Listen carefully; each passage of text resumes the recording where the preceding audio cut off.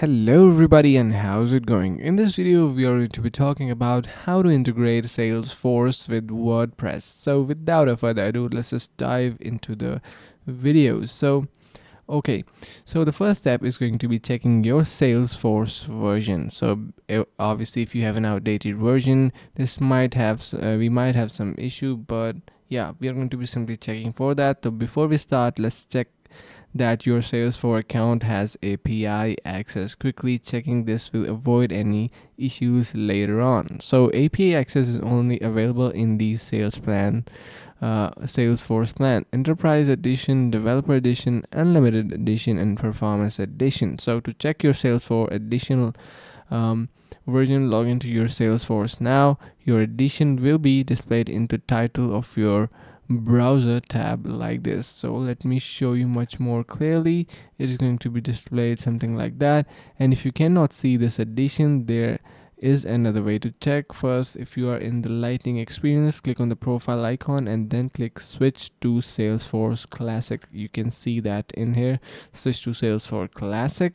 We are going to be doing that, and then next we go ahead and click on setup at the top right side of your screen. You can see we have setup option in here. Click on that, and then you can see we have our company information, and there we have our organization edition, developer edition. So we are good to go if we have a developer edition, since it is mentioned in the list, as you can see in here.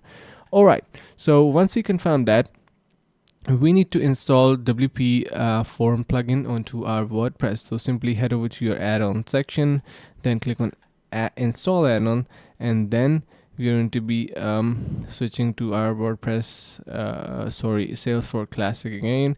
Head over to our setup, and in apps click on new, and then you're going to be simply connecting a new app. Simply enter your connected app name, API name, so this is the one we need, and the contact email. All right, so once we do, we have API enabled authorization settings.